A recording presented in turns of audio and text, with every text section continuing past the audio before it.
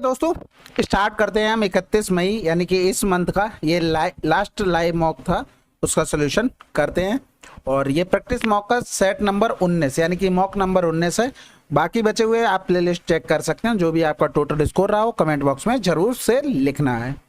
कह रहा है ए और बी मिलकर एक काम को 15 दिनों में पूरा कर सकते हैं। बी सी 12 दिनों में, सी ए मिलकर 10 दिनों में पूरा कर सकते हैं। काम को पूरा करने के लिए सी द्वारा लिया गया समय, देखो एलसीएम 60 हो गया, 15 चौकू 60 हो गया, 12 पंजे 60 हो गया और 10 छक्का 60 हो गया। अब बटे में 2 कर देंगे। माइनस का हमें किसका, सी का मान चाहिए, यानी कि 15 चौकू 60 माइनस करना पड़ेगा, यानी कि 120 बटे में 5 4 9 6 15, 15 माइनस का 8 कर देंगे, यानी कि 120 बटे में 7 आ गया। अब अगर आप इस तरीके से कर रहे हो, देखो किया मैंने ऐसे ही है जैसे बेसिक से किया जाता है, बस स्टेप्स कटिंग कर ली मैंने। अगर इस तरीके से लिखोगे 15 12 और फिर यहाँ पर हो गया 10, यानी कि एलसीएम 60 लिया, 15 चौकू 60, 20 तियां 60 और 10 छक्के 60 हो गए, सॉरी 12 पंजे 60। अब अगर ए प्लस बी प्लस सी तीनों की इफिशियंसी जोड़ोगे तो 5 4 9 9 6 15, 15 बटे में 2 करना पड़ेगा। वही चीज हमने यहाँ पर डायरेक्ट लिख ली, ये देखो यही तो लिखा है 6 5 11 4 15 बटे में 2। हमें ए बी का हटाना है, अगर सी का मान चाहिए तो 15 बटे में 2 माइनस का 4, क्योंकि एक ए बी की इफिशियंसी ये है, भाई हमने 4 डायरेक्ट कर लिया। बस प्रैक्टिस का खेल था और कुछ नहीं। अगला सवाल, केंद्र ओ के साथ एक वृत्त के दो जिया ए बी और सी डी एक दूसरे को पी पर काटते हैं। कोण एपीसी 50 है तो कोण एओसी और बीओडी का मान क्या होगा। बहुत आसान सवाल है ये, तो ये आ चुका है पीवाईक्यू में आपका और बेस्ट क्वेश्चन सीरीज में भी है ये सवाल। ये हो गया हमारे पास ए बी और ये हो गया हमारे पास सी डी, ये हो गया हमारे पास सेंटर रो। हमको एपीसी यानी कि इसका मान दिया गया था 50 डिग्री, ठीक है। पूछा गया था एओसी यानी कि एओसी और बीओडी यानी कि बीओडी। अब यहां पर देखो एक लाइन ड्रा करते ही आपको ये समझ में आ जाएगा कि हाँ ये सवाल ऐसे होगा।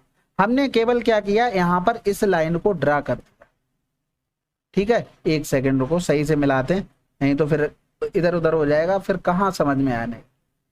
तो ये मिला दिया हमने इसको यहां से, ठीक है। अब यहां पर देखना है, ये रहा चाप बीडी द्वारा। अब इसके द्वारा अगर यहां पर अल्फा कोण बना रहा है तो केंद्र पे कितना बनाएगा, 2 अल्फा कोण बनाएगा। इसी तरीके से हम दूसरा अगर देखें, एक सेकंड कलर चेंज कर लेता हूं। अगर हमने इसको मान लिया क्या बीटा, किसको मान लिया, इसको, तो भैया देखो ये सेम आर्क से सेंटर पे बना कोण क्या होगा, 2 गुना होगा। अब ये वाला जो ट्रायंगल है ना पीसीबी, इससे देखना पीसीबी से हम देखेंगे और ये लाइन ऐसे चली गई थी और ये इधर यहाँ पर किससे, पीवीसी यानी कि इस तरीके से, ठीक है। ये वाला एंगल हमको दिया गया था 50, यानी कि ये अल्फा है, ये बीटा, ये एक्सटीरियर एंगल हो गया, यानी कि अल्फा प्लस बीटा कितना हो गया 50। और इसमें हमें 2 गुना करना था क्योंकि हमें इन्हीं दोनों का सम पूछा था, 2 अल्फा प्लस का 2 बीटा क्या होगा, यानी कि 2 का दोनों तरफ गुणा, आंसर आ गया हमारे पास 100। जो एसएससी में पूछा गया था वहां पर ये 40 दिया गया था 50 की जगह, उसका आंसर 80 आ रहा था, 40 दूनी 80, इसका 50 दूनी 100 हो जाएगा।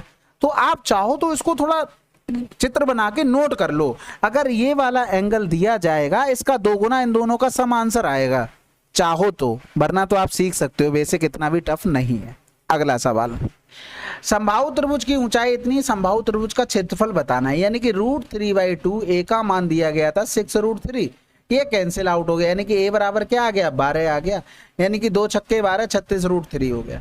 एरिया के लिए हमेशा ध्यान रखो, अगर साइड 2 हो तो एरिया √3, यहाँ पर साइड हो गई 12 तो कै गुना हुई 6, इसी का स्क्वायर कर दो 36 और ये √3 इसके साथ चिपका दो। अगर वो 18 का एरिया पूछता साइड होती तो ये 9 गुना हो गई, इसका स्क्वायर लिखो, 9 ने 81, √3 साथ में चिपका दो, एरिया आ गया। संभाव त्रिभुज के लिए है। अगला सवाल, आधे कार्य को ए को करने में लगा समय कार्य को करने में बी द्वारा लिए गए समय के 3/4 के बराबर है। साथ में भी कार्य को 48 दिनों में कर सकते हैं, तो बी कार्य को कितने समय में करेगा। देखो ए और बी कार्य की बात कर रहा था, यानी कि वर्क की, आधे कार्य को, यानी कि यहां पर अगर ये पूरा काम 2 है तो ये 1 काम करेगा आधे काम का। बी द्वारा लिए गए समय का 3/4, यानी कि अगर टाइम की बात करें तो बी अगर 4 टाइम ले रहा है तो ये 3 टाइम ले रहा है। अब आपको फार्मूला पता है एमडीएच वाला, वही करना है। ए की इफिशियंसी ए मान ली गुणे में ए, और ये भाई साहब टाइम 3 था ना, वर्क हमेशा नीचे रखते हैं, बराबर में बी गुणे में टाइम 4 हो गया, वर्क हमेशा नीचे रखते हैं, तो 2 दूनी 4 हो गया, यानी कि ए अपॉन में बी की इफिशियंसी क्या आ गई, 2/3 आ गई। दोनों मिलकर कर रहे थे 48 दिनों में, और हमें किसको, बी को करवाना था, यानी कि 3 से भाग कर देंगे, तो 16 3 48, 16 पंजे 80, आंसर आ गया। ये तो सभी को पता होगा, M1 D1 T1 अपॉन में W1 बराबर में M2 D2 T2 अपॉन में W2। इसमें जिसका भी मान पता होता है उनको पुट कर देते हैं, जिसका नहीं पता उसको हटा देते हैं, बस। अगला सवाल। अब ये सवाल बिल्कुल आसान सवाल है, जस्ट आपको पता है कि अगर ये दिया 3/5 तो इसका मान जस्ट अपोजिट होता है 5/3, ये फार्मूला बेस था, बाकी तो आपको पता ही होगी चीजें।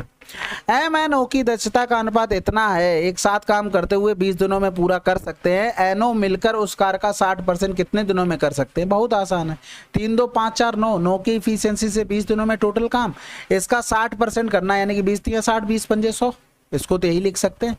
अब करना किसको है, N और O को, यानी कि 4 2 6 की इफिशियंसी से, बस खत्म हो गया, 3 दूनी 6 हो गया, 5 दूनी 10, 10 दूनी 20, 9 दूनी 18, आंसर।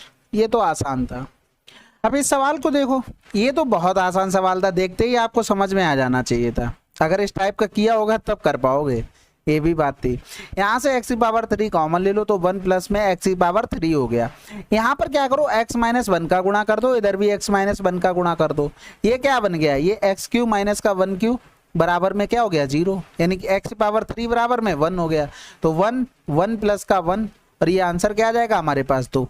तो ये आपको सिर्फ बनाना था, सवाल आसान भी था अगर पकड़ लिए होगे तो, नहीं तो टफ भी था। अगला सवाल। एक ट्रेन 21 सेकंड में एक पोल और 35 सेकंड में 400 मीटर लंबे प्लेटफॉर्म पर पार करती है। ट्रेन द्वारा 440 मीटर लंबी सुरंग को पार करने में लगने वाला समय, देखो 21 सेकंड में पार कर रही पोल को मतलब अपनी लंबाई, यानी कि x की चाल से 21 सेकंड उसको लगा। दूसरी कंडीशन में अपनी लंबाई और प्लस का 400 मीटर लंबा प्लेटफॉर्म, वो भी x की चाल से 35 सेकंड लगे। हमसे पूछा गया कि L अपॉन में x प्लस में 440 बटे में x को कितना टाइम लगेगा।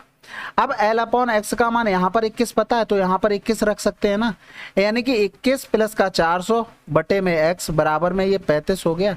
अगर हम यहाँ पर देखें थोड़ा सा इसको भी कर सकते हैं ना, या x तो निकालना ही पड़ेगा, तो छोड़ दो, फिर कुछ मतलब नहीं बनेगा। यहाँ पर कर लेते, ये इस साइड पहुंच जाएगा, यानी कि 5 से 1 गया तो 4 हो गया, 3 से 2 गया 1 हो गया, यानी कि 400 बटे में x बराबर में क्या आ गया, 14 आ गया, यानी कि x बराबर पुट करेंगे तो 400 बटे में 14 आ जाएगा।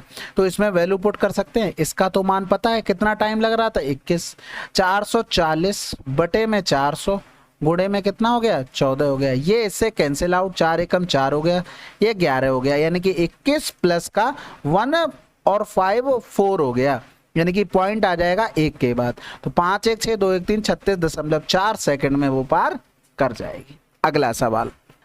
अब ये सवाल सिंपल है ना, वैल्यू पुटिंग कर लो, बात खत्म हो गई। ऐसा करना है कि ऑप्शन मैच ना हो जाए, 45 रखोगे तो 2 ऑप्शन मैच हो जाएंगे, तो नहीं करना है। बाकी भी सिंपल था, बेसिक से अगर बनाते तो फिर आपको क्या करना था, 1 माइनस का cos x प्लस का 1 प्लस का cos x, इतना लिखना नहीं था जितना मैं लिख रहा हूँ। आपको स्टेप्स कटिंग करके 2 अपॉन में 1 साइन स्क्वायर x डायरेक्ट लिख लेते, ठीक है। ये कैंसिल आउट, यानी कि 2 अपॉन में साइन स्क्वायर x आ गया, और वो भी किसमें, अंडर रूट में। रूट के बाहर करेंगे तो 2 अपॉन में साइन x, इनटू में हो गया साइन x, और ये कैंसिल आउट हो गया, √2 हमारा आंसर। अगला सवाल। 15 और 10% की क्रमिक छूट के बाद एक वस्तु को इतने में बेचा जाता है। वस्तु का अंकित मूल्य 6426 अपॉन में 85 गुणे में 9, 9 सत्ते 63, 1 बच गया, 9 कम 9 3 बच गया, 9 चौक 36, 17 अपना 85 हो गया, 17 चौकू 68, 17 दूनी 34 हो गया, 5 8 40, 5 चौकू 20, कहीं 8 4 लिखा है आंसर। अब ऐसा नहीं करना है, x दिया फिर 85% कर रहे, फिर 90% कर रहे, फिर बराबर में कर रहे 642.6, फिर आप एग्जैक्ट आंसर निकाल लें। वो चाहता ही नहीं ऑप्शन, अगर वो चाहता ना तो ऐसे लिखता ऑप्शन, वो चाहता कि अगर एकदम आप 0 बिल्कुल कायदे से निकालें, लेकिन चाहता नहीं तो हम करेंगे क्यों। हमने डायरेक्ट देख लिया कि ऊपर दुनिया भर के 0 आ रहे, इसलिए हमने डायरेक्ट 42 को 5 से भाग कर दिया। अगला सवाल करते हैं। उन व्यक्तियों की संख्या ज्ञात करें जिनकी आयु 25 वर्ष से अधिक या बराबर है लेकिन 45 वर्ष से कम है। तो देखो यहाँ पर हमें कितना निकालना है भाई, निकालना तो ऑप्शन तो मैच कर रहे हैं, चलो पूरा ही निकालना पड़ेगा। तो 25 से ज्यादा वाले ये रहे, 40 हो गया, 120 हो गया, 120 और 160 यानी कि 12 दूनी 24 तो कर लिए हमने, 40 बचा, 280 हो गया, 280 में 100 जोड़ा तो 380 हो गया, आंसर आ गया 380। बस ऐसे ही आपको जोड़ लेना था। 4400 को 2 वर्षों के लिए इतने % की दर से निवेश किया जाता है, तो चक्रवृद्धि ब्याज और साधारण ब्याज के बीच अंतर। सबसे पहले 2 साल के डिफरेंस का फार्मूला होता है ये, इस तरीके से करना था, नहीं आपको क्या करना था, 100 बराबर में 4400 और 1 बराबर में आपको निकालना था, आंसर 44 आ जाना था। ऐसा कैसे हुआ, हमने क्या किया, प्रिंसिपल मान लिया 100, जब प्रिंसिपल 100 माना तो डिफरेंस बराबर में 100 गुणे में आर स्क्वायर अपॉन में 100 गुणे में 100 हो गया, यानी कि जो डिफरेंस आया है वो आर स्क्वायर अपॉन 100 के बराबर आ गया। यानी कि अगर हमने देखा जब प्रिंसिपल 100 माना वो हमारे हिसाब से था, क्वेश्चन के हिसाब से 4400 था, अब रेट का स्क्वायर यानी कि 10 गुणे में 10 बटे में 100 हो गया, यानी कि हमें कुल मिलाकर 1 का मान निकालना, वही तो डिफरेंस के बराबर है, इसलिए ये डायरेक्ट 44 आ गया। यानी कि कभी भी इस तरीके का सवाल मिले तो रेट का स्क्वायर अपॉन में 100 वो बराबर होगा डिफरेंस के, लेकिन कौन सी कंडीशन पे, जब हम प्रिंसिपल 100 मानते हैं। तो 100 बराबर ये हो गया, 1 बराबर निकाल लिया, आंसर।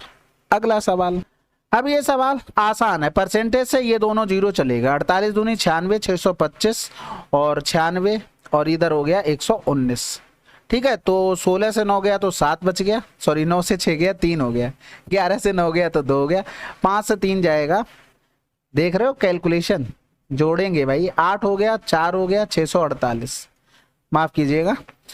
एक कक्षा के कुछ संख्या में छात्रों का औसत इतने किलोग्राम है, यदि 4 नए छात्र कक्षा में शामिल होते हैं जिनका वजन इतना और इतने किलोग्राम है, तो सभी छात्रों का औसत वजन 400 ग्राम बढ़ जाता है। शुरू में कक्षा में छात्र क्या थे, देखो 400 ग्राम किसमें बढ़ा, एवरेज में, कहने का मतलब है कि 400 ग्राम 1 लोगों में बढ़ा है, यानी कि 0.4 kg कितने में, 1 लोगों में, एवरेज का मतलब प्रत्येक होता है।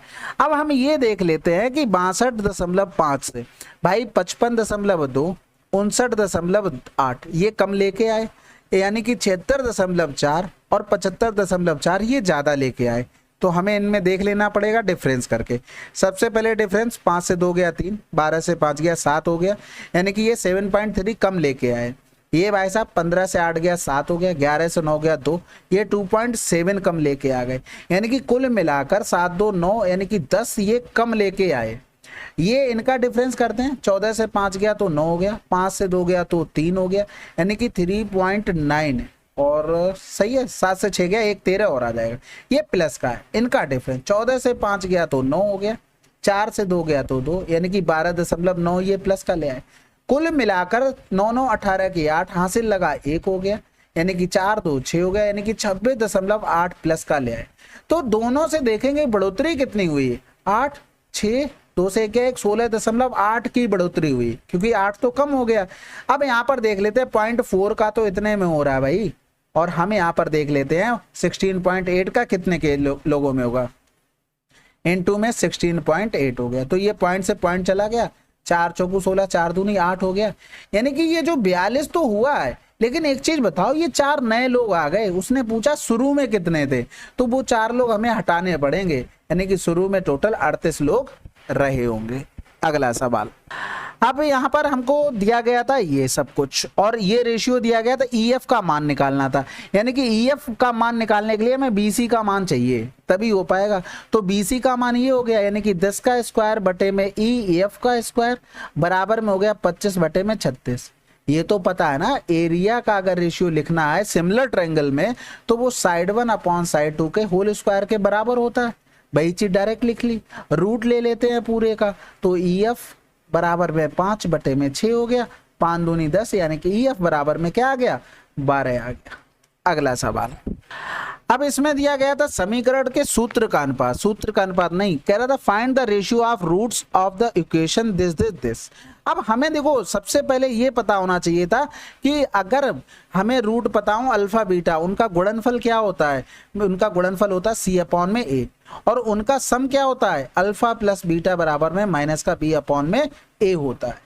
अब ये ए बी सी कौन सी वाला आ गई भाई, जब आपको लिखा हो ए एक्स स्क्वायर प्लस में बी एक्स प्लस में सी बराबर में 0, तो यहाँ पर ये एक्स का कॉफिशिएंट हो गया, बी ये इसका कॉफिशिएंट हो गया।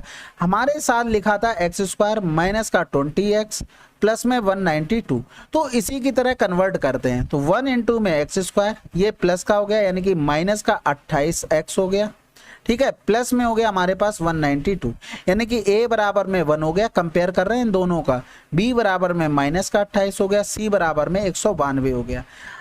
बस समझ में आई कुछ बात? हाँ, आनी भी चाहिए। अगर हम यहाँ पर देखेंगे तो दोनों का गुणनफल c अपॉन में 1 यानी कि 1 हो गया। अगर हम दोनों का सम करेंगे तो माइनस का b अपॉन में a हो जाता है यानी कि 28 प्लस का हो जाएगा बटे में ये हो गया। अब ऑप्शन से देखो भाई 3 2 5 यानी कि अगर यहाँ पर देखो सम 28 से कोई मल्टीपल होना चाहिए। 5 का मल्टीपल में आता है 28? नहीं। 2 1 3 में आता है? नहीं। 4 3 7 में आता है? बिल्कुल आता है। यानी कि 6 5 11 में नहीं आता, तो आंसर तो हमारा आ चुका है ना। अगर मान लो एक और ऑप्शन और मिल जाते तो आपको तुरंत मान रख लेना था। 3 प्लस का 4 ये 28 हो गया यानी कि 7 बराबर में 28 हो गया, तो 1 बराबर में 4 यानी कि एक्चुअल में जो नंबर रहे होंगे वो 4 3 12 4 चौकू 16। इन दोनों का गुणनफल 12 छंग 72, 12 कम 12 7 19। देखो ये दोनों देखो सेटिस्फाइड कर गए, यानी कि रेशियो हमारे पास यही रहा होगा। अब किसी के साथ ये प्रॉब्लम होगी कि ये चीज तो पढ़ी तो होगी लेकिन इसमें कंफ्यूजन में आ जाते होंगे। हमेशा याद रखो, याद करने का तरीका कि जिसमें प्लस होगा उसमें माइनस आ जाता है बस। बाकी बी अपॉन ए सी अपॉन ए सभी को याद रहता होगा क्योंकि 10th लेवल में अच्छे से पढ़ाया जाता है ये। तो इस तरीके से आप याद रख सकते हैं। ये लॉन्ग टर्म का होता है, बहुत कम पूछे जाते हैं, तो आप लोग नोट कर लेना अगर आपको नहीं पता हो। अगला सवाल, त्रिभुज एबीसी में एडी कोण ए को समद्विभाजित करता है, बीसी को डी पर काटता है, बीसी 40 है, एसी 18 है। तो भैया ये तो वही लग रहा है एंगल बाई सेक्टर वाला। एडी हो गया यहाँ पर, बीसी हो गया 40, एसी हो गया 18, एबी हो गया हमारे पास 14 और हमसे बीडी का मान आसान है भाई। इनका रेशियो 2 7 14, दोनों में 18। एंगल बाई सेक्टर है तो ये 7 रेशियो में 9, ये दोनों होंगे 9 7 16, 16 का मान 40 है, हमसे 7 का मान पूछ लिया। ये 1 हो गया, ये 4 हो गया यानी कि 5 35 बटे में 2 यानी कि 17.5 हमारा आंसर। अगला सवाल, 2 बाइक ए और बी में से प्रत्येक इतने में बेची जाती है। प्रत्येक बेची जा रही है यानी कि सेलिंग प्राइस दोनों का बराबर हो गया। ए को इतने लाभ पर, बी को इतनी हानि पर, कुल लाभ बता भाई। 20% का मतलब 1/5 यानी कि कॉस्ट प्राइस अगर 5 है तो ए के लिए हम लिख रहे हैं तो सेलिंग प्राइस क्या हो गया 6। अगर बी के लिए लिखेंगे तो 10% का मतलब 1/10 यानी कि कॉस्ट प्राइस 10 है तो 9 में बेचा गया। सेलिंग प्राइस दोनों का बराबर है तो हमें वो बराबर करना पड़ेगा, यानी कि इस पूरे टर्म में हमें 2 का गुणा करना पड़ेगा, सॉरी 3 का, इसमें करना पड़ेगा 2 का गुणा क्योंकि ऊपर देखो सेलिंग प्राइस 18 है, नीचे भी 18 है। अब वो टोटल लाभ और हानि पूछ रहा था। भैया एक चीज बताना, जो ऊपर वाला टर्म था अगर हम उसमें 3 का गुणा ना करते तो कितने का प्रॉफिट हो रहा? 1 का। यानी कि अगर हम प्रॉफिट लिखे 3 का गुणा करने के बाद तो 3 रुपए का प्रॉफिट। इसमें 1 का लॉस हो रहा था यानी कि 2 का गुणा करने के बाद कितना के लॉस होगा? -2 का। कुल मिलाकर 1 रुपए का हमें क्या हो गया? प्रॉफिट हो गया। अब 1 का प्रॉफिट टोटल हमें सीपी लिखना पड़ेगा, तो सीपी अगर हम यहां से देखेंगे तो 5 में 3 का गुणा 15 हो गया, इसमें 10 में 2 का गुणा 20 हो गया। टोटल कितना बन गया? 35 बन गया यानी कि बटे में 35, गुणे में 100 कर दिया ये परसेंटेज बनाने के लिए। अब क्या बचा भाई? कैलकुलेशन। तो 5 दूनी 10 हो गया, 5 सत्ते 35 हो गया, तो 7 दूनी 14 हो गया, बचा कितना है? 6 और 7 अट्ठे 56। 2.8 कहीं लिखा है आंसर। अगला सवाल, अब इसमें हमें बताना है एक्स वाई जेड का रेशियो बताना है। देखो सिंपल सी बात है, इन्हें पूरे टर्म को हम 0 पुट कर देते हैं दोनों को, यानी कि 2x माइनस का z बराबर में 0 पुट किया तो 2x बराबर क्या आ गया? z। तो x अपॉन में z बराबर में क्या आ गया? 1/2 आ गया। अब ये तो देखो x और z का रेशियो ये है तो 1 2 चाहिए भाई। इसमें 1 2 का रेशियो है? नहीं है। इसमें 1 2 का रेशियो बन सकता है, इसमें भी नहीं बन सकता, इसमें भी नहीं बन सकता, यानी कि आंसर हमारा आ चुका। क्योंकि पहले और तीसरे नंबर पे लिखे हुए टर्म का रेशियो 1:2 हम फाइंड आउट कर चुके हैं, तो वो यहाँ पर होना चाहिए था। अब वो नहीं है तो कोई बात ही नहीं। इसी तरीके से 2y माइनस का 3x बराबर में 0 करेंगे तो 2y बराबर में हो गया 3x तो y अपॉन में x बराबर हो गया हमारे पास 3/2 हो गया। अब यहाँ पर दोनों जगह x कॉमन था, लेकिन x यहाँ पर 2 है, यहाँ पर नहीं है, तो इसको भी बना लेंगे। x अपॉन z 2/में तो हो गया हमारे पास 4, और इधर हो गया, यानी कि x बराबर 2, y बराबर 3, z बराबर में 4 आंसर। अगर इतना भी कोई नहीं सोच पाया हो तो आप ऑप्शन से वैल्यू पुट करके आप आंसर निकाल सकते थे। अगला सवाल।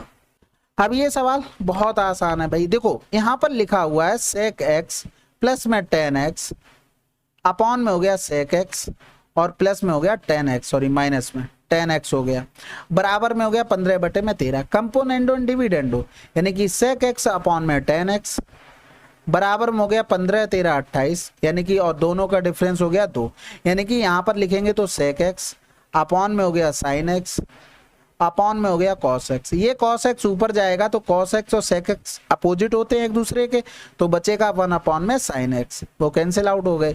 अब इधर हो गया हमारे पास 14, यानी कि अगर हम sin x का मान लिखेंगे तो वो आ जाएगा 1/14। कंपोनेंडो डिविडेंडो का रूल कहता है अगर a प्लस का b, या ऐसे लिख लो a अपॉन में b बराबर में c अपॉन d लिखा हो तो एक बार ऊपर जोड़ेंगे, एक बार नीचे घटा देंगे, ठीक है। बराबर में इसी तरीके से एक बार जोड़ेंगे, एक बार घटा देंगे। इससे हम इस पर भी जा सकते हैं, इससे हम इस पर भी जा सकते हैं। भाई देखो a और b लिखा था यहाँ पर भी a अपॉन b कर दिया। ऐसे ही sec x और tan x था, हमने direct sec x tan x लिख लिया बस। नहीं तो पूरा लिखने में कौन टाइम वेस्ट करेगा, इतना तो नॉलेज होनी चाहिए। अगला सवाल। ये सवाल आसान है भाई, पॉइंट से पॉइंट चला गया। 9/5 प्लस में 7/6 हो गया, यानी कि 30 हो गया। 9 छक्का 54 हो गया, 7 पंजे 35 हो गया। 5 4 9 यूनिट डिजिट एक ही में मिल रही थी, आंसर लगा दो। 5 3 8 हो गया, 5 4 9। अगला सवाल। शहर BDF में जन्म लेने वाले बच्चों की कुल संख्या का योग, मेल और फीमेल, कोई मतलब नहीं, हमें पूरे में काम करना है। B लेना है, D और F, यानी कि यहाँ पर 12 50। लास्ट में देखो 9 9 0 8 0 4 0 1 0, केवल 2 तक हमें जाना है, बस बात खत्म। यानी कि लास्ट में तो 0 आ ही रहा होगा, वो सभी में 0 आ रहा है, हमें एक नंबर जोड़ना था। देखो 6 हो गया, 6 2 8 हो गया, 8 2 10, 10 9 19 हो गया, 19 और 2 21 हो गया। 21 में 8 जोड़ेंगे तो 29, यानी कि 9 0 वाला ऑप्शन कौन सा है, आंसर आ गया। बस पूरा जोड़ना भी नहीं था आप लोगों को।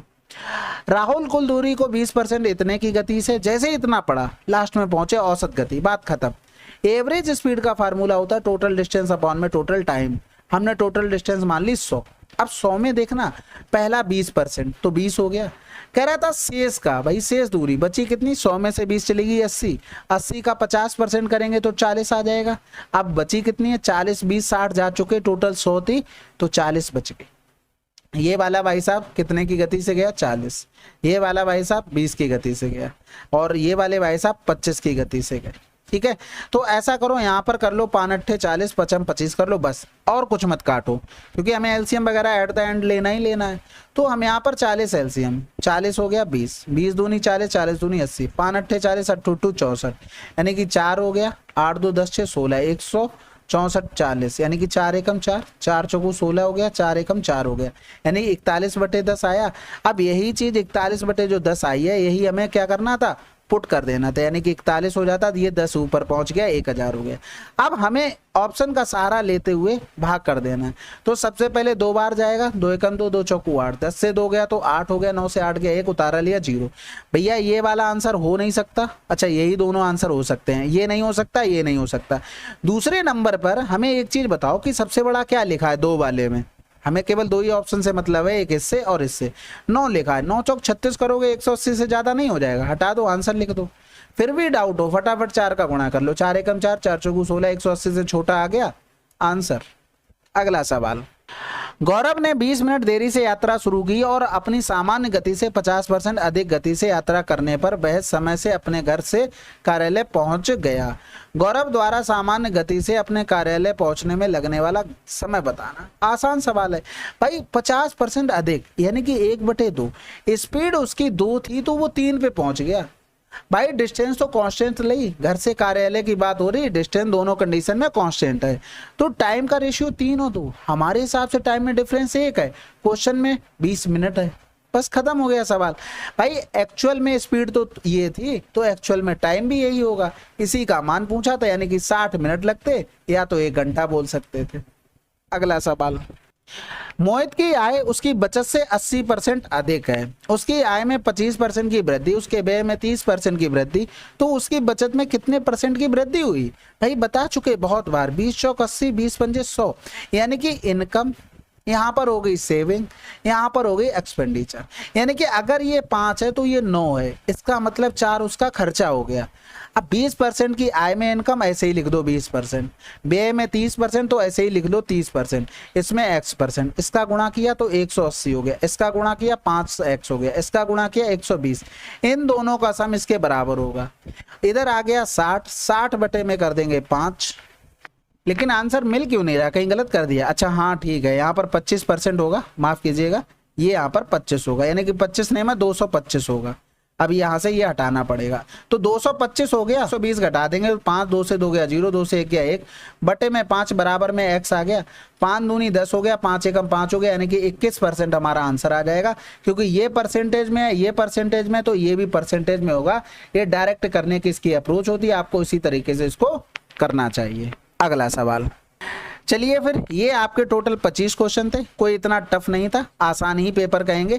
लेकिन हाँ, अगर आप टाइम सेव कर पाए होंगे तब, टाइम सेव नहीं हुआ होगा तो थोड़ा सा आपको दिक्कत आई होगी। ठीक है, चलो फिर मिलते हैं अगले वीडियो में। जो भी स्कोर रहा हो उसको कमेंट बॉक्स में लिखना, सजेशन हो तो उसको भी बताइएगा। मिलते हैं अगले वीडियो में, तब तक के लिए जय हिंद, जय भारत।